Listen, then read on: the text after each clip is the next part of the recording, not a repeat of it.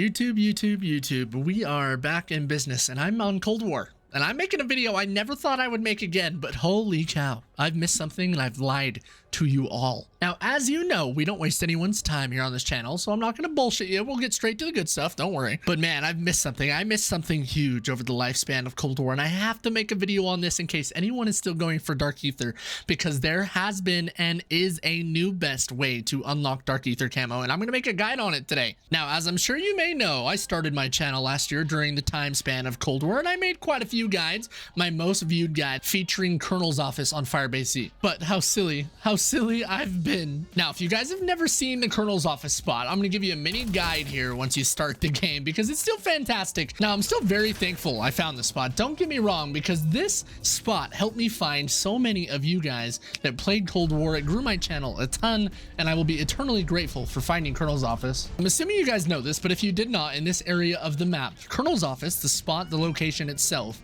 is up here in this back corner of the room. Now, standing a little bit to the right of the lamp, you'll get the longest lineup you have in Cold War, honestly. As long as we space ourselves correctly, the zombies that come from the window will jump out and walk in this line as well. So you really only have to shoot at these zombies in a straight line. The nice thing about Colonel's Office is that all of their heads are on flat ground. All of these guys are playing on the same level of verticality, so it's super easy to fly through your 2,500 kills that you need. You can get it done very quickly. Now, in short, and not to waste too much time on this map, placing Toxic Growth and pairing that with Cryo Freeze, the ammo mod, on your weapon is something that is quite a deadly combo. And if you place a bush right next to you for security, one right out in front of the desk, so the zombies that jump out of it walk into it and touch it, and then one right before the door, because with Toxic Growth leveled up all the way, you'll have 3 different bushes you can place. It's a great setup. Now, the spawns are a bit slower than Penthouse, and that is the only thing that makes this not as efficient as playing in Penthouse, but Penthouse is a much harder spot,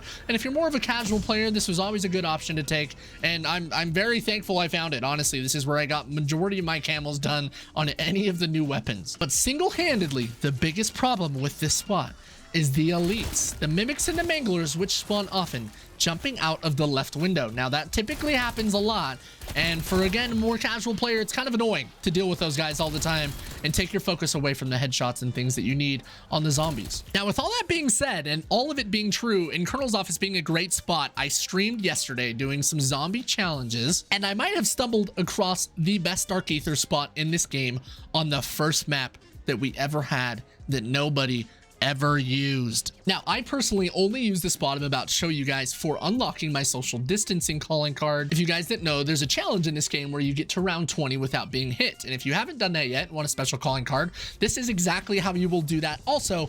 But holy cow, I can't believe I never thought of it for Dark Aether. Now, there's not that much different when it comes to getting spawned in, and I'll discuss some of the specific camo challenges and issues once I show you guys the spot. I religiously would open that door first. It is how I played D-Machine. It's how I played Cold War, but for this strategy, we are going to open up this door. So, just a little different, nothing much, but we're going this way. Now we're going to start to move our way up through Noct. And again, aside from the mini guide I just gave you on Colonel's Office, and that can be great for unlocking Dark Aether if you're still going for it and get tired of this new spot. But hopefully, I'm about to show you something that blows your mind, honestly. We're going to walk past the crash site, and as you guys know, this middle part of the map is not open without power on, and that's totally okay. We're just going to continue the normal steps, just simply a different route. So let's get our power on first. A good little side tip for you guys, if you want to stay in this part of the map at like round 2, 3, stay here until the end of round 6, get a last zombie right then. You will have enough points to go all the way down and get power on. Now, I'm just running through this, and that doesn't necessarily matter, but at the end of round 6, right, when you get the last zombie on round 6, you will have enough points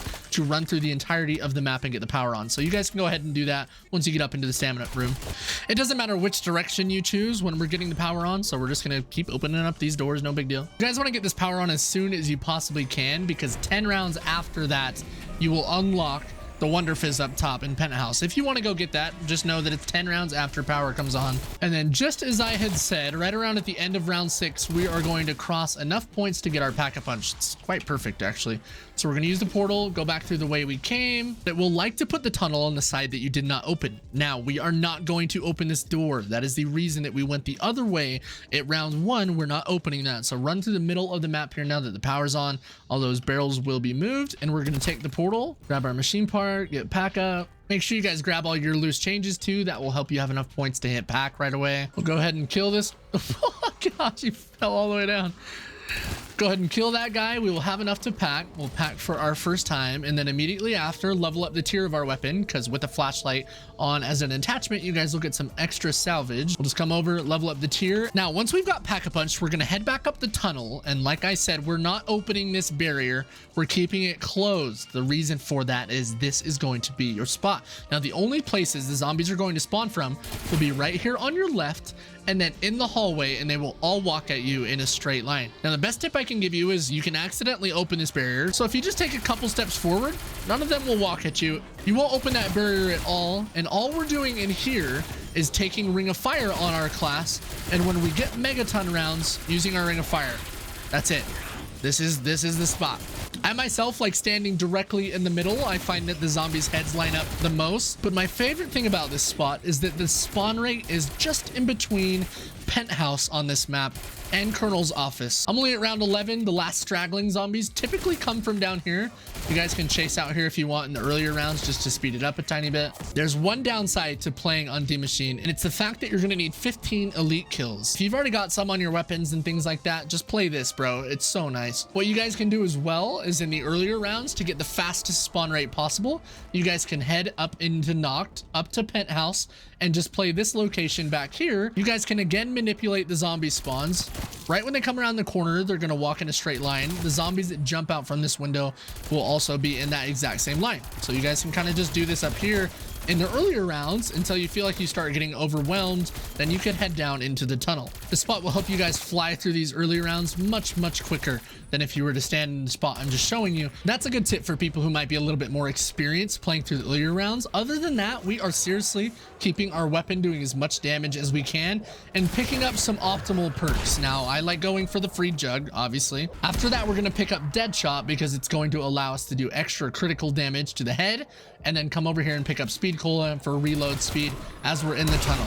Now, you guys can pick up some other perks and stuff like that too, but again, most important thing is we're just keeping our weapon doing the most damage that it can 24/7. Pack-a-punching for our second time, we're going to grab our Cryo Freeze ammo mod. Just like we're playing Colonel's office, the only difference is we cannot place toxic growth bushes in this tunnel. I don't know if it's because the tunnel has water or why you cannot, but the game will not let you place any toxic growth bushes in here.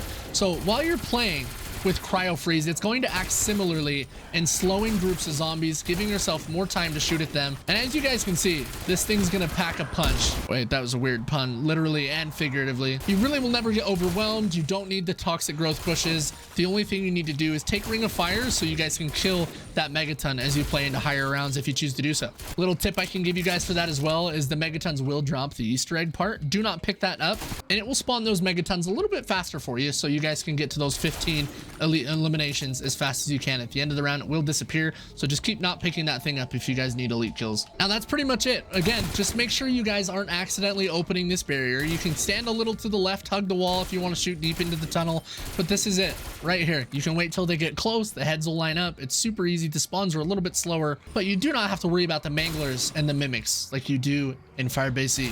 It's very nice that each round is just more zombies. Another great thing is all the plague hounds will run directly at you in a straight line. And if you guys didn't know, this gas is going to slow and damage these zombies, which is going to help you a ton. As these dogs start to spawn a little bit more frequently in the later rounds, all of these zombies through your Cryo Freeze and the plague hound gas are being slowed permanently. This spot is amazing. I'm not going to go too much deeper into what you guys need to do. Some of my older guides for Cold War, I got really analytical and efficient as far as the numbers go. So let's back out of this game here and we'll jump into the numbers behind some of the camo challenges that you guys can focus on. But just know that's the spot. Never open up that barrier. Don't walk too far back and sit here, have fun. I think you guys get the point, so we won't drag it on any longer than we need to. Let's talk about some of these camo challenges. Now, the ones that you guys are going to focus on are the 2,500 kills, the 2,500 critical kills, and the 2,500 pack-a-punch kills. Now, other than that, like I said, we do need need 15 special or elite zombie kills. Now, you guys can play multiple games of this. To make it easy on yourself, you can just divide this 2,500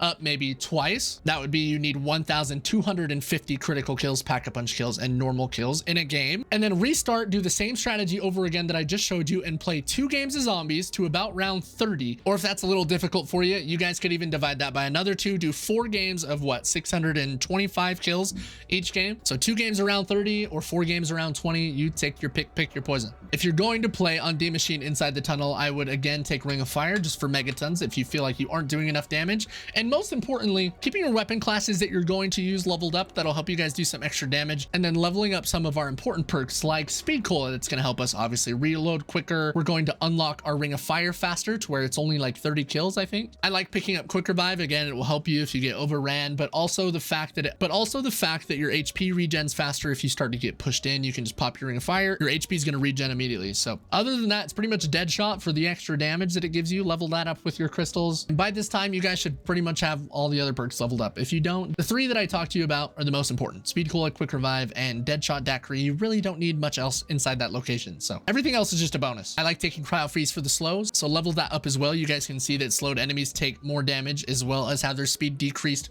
more the more you level this thing up. And that is pretty much it, man. I think that's all that goes into it. Hopefully this video isn't 15 minutes long. I'm trying to speak quickly and have it be fast, and I hope it helps you guys a ton. If you're still grinding for Dark Aether in 2022 on Cold War, I respect you a ton. Vanguard is so lackluster. And for anyone who was in my stream last night when we found this, hello. Thank you, Stash and Tom, again for the massive donations in yesterday's stream. Absolutely unreal. Quick shout out to you two. And hopefully I never need to make another unlock Dark Aether guide tutorial, blah, blah, blah. Hopefully I don't ever need to make another video like that ever again on this game. I've covered all my bases. I showed Colonel's Office a little bit. You guys have a couple different options to switch through. So let me know in the comments if this helped you out and which one is your favorite sub. If you haven't liked the video, interact with it in any way, leave a comment. It will help the video get out there to people who haven't had the chance to see us yet. I just made a Dark Aether guide on Vanguard. If you're playing that and going for it for any reason, feel free to check it out. I'll have a link in the description. And if there's anything else you guys want to know on Cold War, if you're still playing this game, if you're having problems with getting XP and you want to know what's fastest in multiplayer zombies, ask me. Let me know in the comments. Ask any questions. I'm happy to make a video on it still to this day. I have nothing to play because Vanguard sucks nuts, so I'm happy to make whatever you guys want. With that being said, have a kick-ass weekend since you're just starting it, and sleep well if you're just ending your day. I'll see you guys in the next one or on the live stream on Monday, Wednesday, or Friday. Peace out.